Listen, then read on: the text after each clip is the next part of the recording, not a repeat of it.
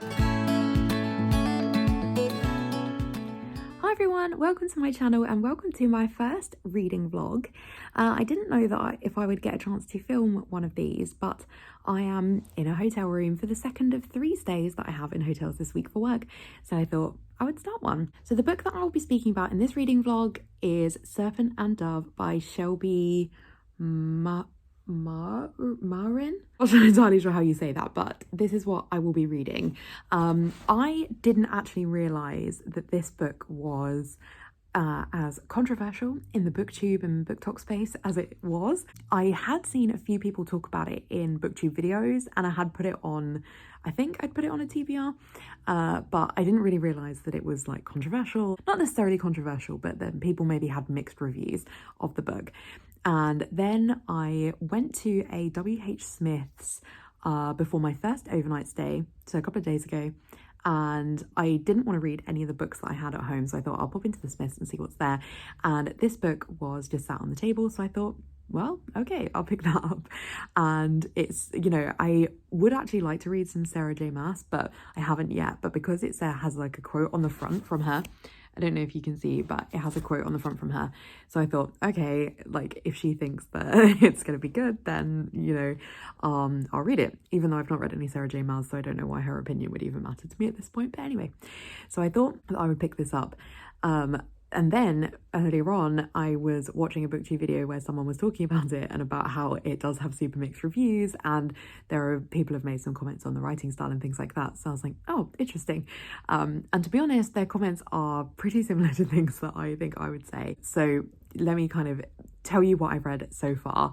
So I'm currently on page 172, and I do agree with the comments that have, at least that were in this booktube video that I was watching.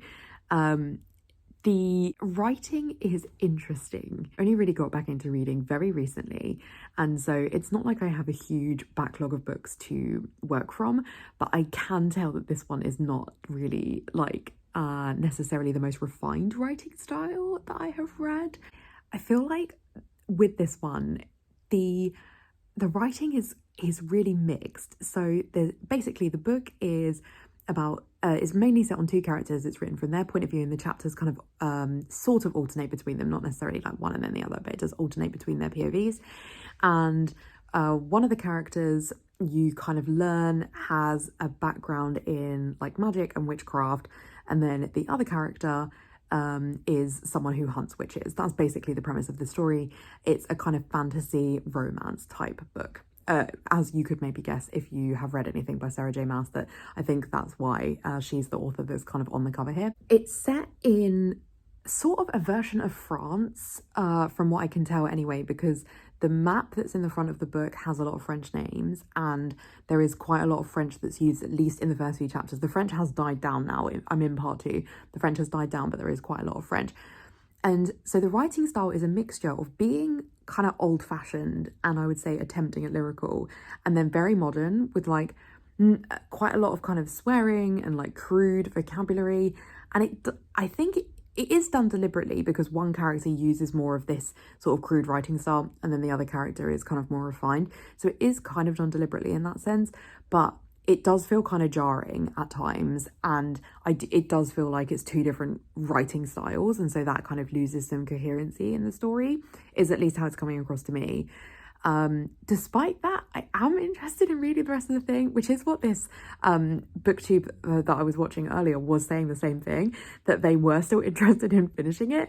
I'm definitely interested in finishing it, so I'm going to read, and I haven't reached the steamy romance bits yet. The other thing I would say, even at this point, is that the romance doesn't feel entirely developed. Like they, you know, it's like a haters to lovers kind of story, and they seem like, you know, the writing, they are trying to write the whole kind of hating each other thing, but then they do still comment on like the kind of attractiveness in the other person, and skipping to that almost like middle of these kind of hater to lover relationships where they are kind of commenting on, like, you know, those person's arms or that kind of thing. If you've read any of these romance things, you'll kind of know these kind of tropes, but they kind of, that has happened from very early on. So I feel like we're not really going to get a satisfying going from like real hatred to in the middle to lovers, because they're already kind of skipping ahead a little bit. That's how it feels to me in the writing style anyway. But I do actually think the premise of the magic in this is interesting. And it does have like it very much is doing a plot. I've reached a part of it that is like quite plot heavy.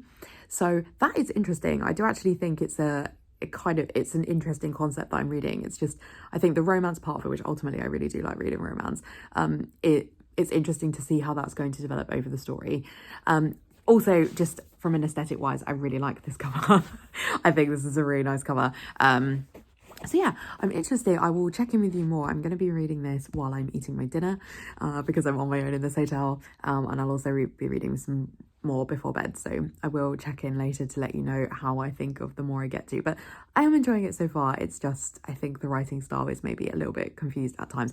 Also, the use of italics. This was something else that this booktuber commented on as well, which is they use italics for the French, which I don't think is needed, but maybe that's a particular writing style. But they also then use italics to emphasize words, and the first few chapters are very italic heavy, and now we have no italics. So again, in that respect, I think it maybe needed a little bit more refining, but I am enjoying it and I'm interested to see how it carries on. So I'll check in with you later.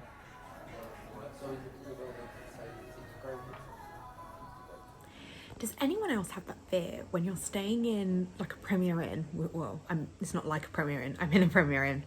And it's a bath and a shower in one. And so the same tap, you turn it to a different point to be the bath or the shower. And when it's your first time at the hotel having a bath or shower, and then you do not know whether the button is on bath or shower. And so then when you turn it on, you live in fear that the shower's gonna pour on your head. Anyone else? No? Just me? Anyway, so I'm running a bath, but I thought I would come up and talk a little bit about what I have read so far. So I am now, actually get the book to tell you what page I'm on. I'm now on page 226. I have no idea what page I was on before. I was on my own at the dinner, but I like put on YouTube while I was eating, because this book is like, it's quite thick, so it's quite difficult to kind of lay it out. You can tell I'm reading a UK edition as well. I don't know how well it's going to show in the light, but the spine is getting super cracked. Anyway, what I wanted to talk about was one of the things I do think is really interesting in this book is the magic system. So the kind of, I won't kind of spoil it too much for those of you that haven't read it, but the way that the magic is written is really visual. And I don't know, I haven't personally read magic like this before, the way that it's described and the kind of lore behind the magic in terms of kind of how a witch does magic and the sacrifices that they have to make in order to make magic. But really what I particularly like is the visuals, the way that the magic is written and kind of imagining it. I just think it's really different. So that's one of the things I like about this. I think that we are getting towards the romance. Like there was a scene a little bit a while ago which was a little bit more like not getting annoyed at each other. So I think we're probably getting there, but I do feel like this story comes out of nowhere. This romance part of it, I really don't understand kind of where it comes from. I think this is maybe one of the bits that's like a little bit undeveloped for me so far, but I will probably still enjoy it as we go through. I'm still looking forward to reading it. I'm going to read it in the bath now and see what I can get read. But I really need to try and not stay up too late. I struggle to sleep in a hotel room, so I'm kind of thinking like I need to try and not go to bed at like midnight tonight like I do normally.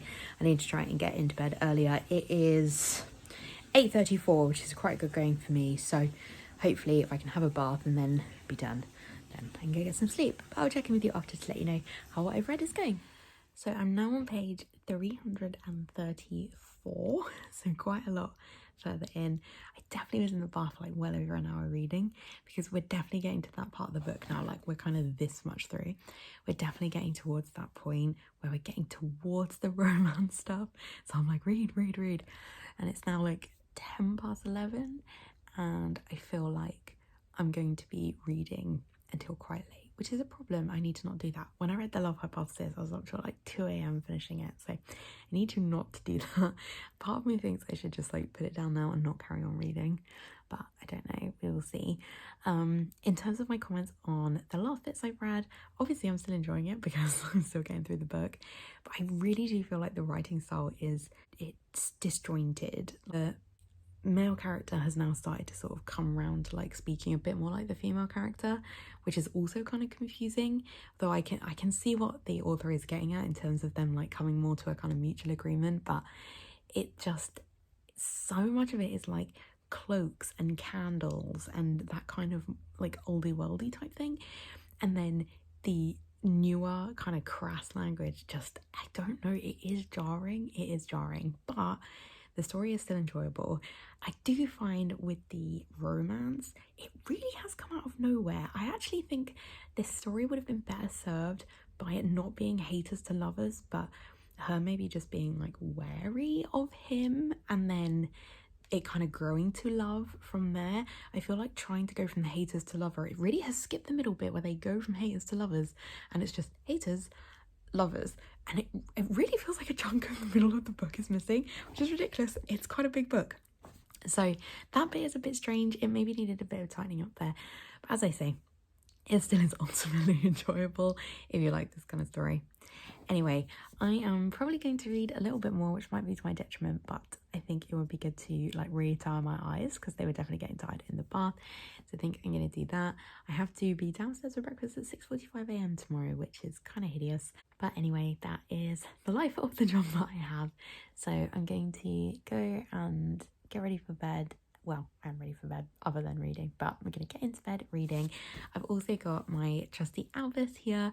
I have several alpacas and they are all named after Harry Potter characters, and this is Albus. He always comes away with me whenever I go anywhere, so Albus is here with me in yet another premiere in. We've been in many in our time, so yeah, I'm going to go and get some sleep, and I don't really know when I will finish the rest of this, because when I get back tomorrow I'm probably gonna have to go back to working, so we'll see, but I'll check in with you guys when I next carry on reading some. So I'm in my third hotel room of the week, 1 Travelodge, 2 Premier Inns, and I have finished Serpent and Dove. What do I think of this book overall? I think it's really hard to review a book overall after you've just read the acknowledgements, because you obviously feel like proud of anyone who puts a book together, to be honest. So, you know, definitely still a massive kudos to the author for getting a book out, because, you know, I've never done that, and this is a chunky book, so definitely so well done to them. Overall, I think I would rate this book 3 stars. I don't think it's as low as 2. That's potentially, I think that's too harsh. I think it's a 3 star.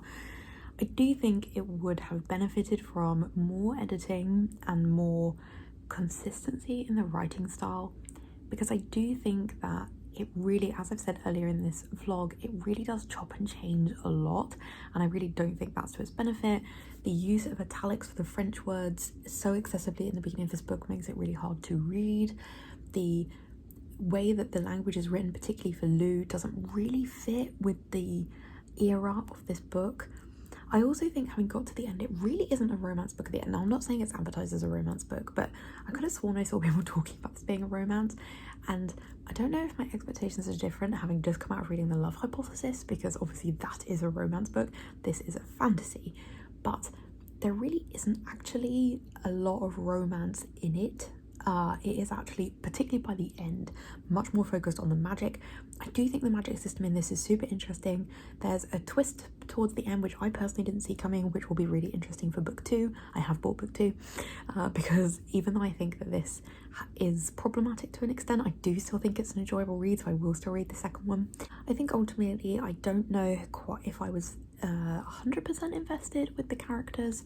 I'm not sure, like particularly by the end, I don't know how much I was sort of like fully invested in the outcome of them, and as I say, it really doesn't have a lot of romance towards the end, so you know, there's that aspect as well. And definitely towards the end, I would say it's much more of a fantasy book than a romance book, and the setup for book 2 is very focused on the fantasy and the story, so it will be really interesting to see how book 2 differs. So I'm kind of interested to read about that. I don't think I'm going to prioritize reading book 2. I have other books I want to read more, because I don't think I enjoyed this maybe as much as I thought I would, but I do still think it was a good read. I also think this is interesting because this is published by Harper Teen, which I would guess is the HarperCollins, yeah, HarperCollins Teen. Is this a teen book? Is this what teen books are, with like this much described sex in it? I don't know. It's definitely not as steamy as like The Love Hypothesis or anything like that, but it does have that kind of steamy element, which I don't know, I haven't really read enough books to comment, but it seemed maybe a little bit too steamy, but it, you know, there actually isn't the focus of the story, so maybe that's what makes it more of a teen book. But yeah, so overall, as I say, I think I would rate this 3 stars. I do think that there's some problems with the writing. I do think there's some problem with the characters. I do think that it feels like a chunk is missing in the middle in terms of the romance story, but I think the magic system is incredibly interesting. It's really well explained. The twist towards the end of book 1 I think will be interesting in book 2. So overall, I think that you know, people could definitely enjoy this. Oh, I feel like I probably cannot get through this video without commenting on the whole big titty Liddy thing. The first time it's mentioned, if you haven't read the book, you'll have to read the book to see, but the first time it's mentioned, it's odd. When it comes up towards the end, it is inappropriate and really jarring in the story. That's my opinion on it. I do not think that needed to be in this book at all. It doesn't have any bearing on the story. I don't know why it's there. It's super distracting. So that's my opinion on that. But anyway, overall, I think this is enjoyable. I would say probably someone who can read quicker than me would get through this relatively quickly. And yeah, I'm interested in reading book 2. So thank you so much for watching my first reading vlog. I really hope that you enjoyed it. Please let me know if this is something that you would be interested in watching more of, and I will see if I can make some more if people enjoy it. Thank you so much for watching, and I hope that if you enjoy this, you'll give it a like, you'll stick around and subscribe, and I'll see you on my next video. Bye!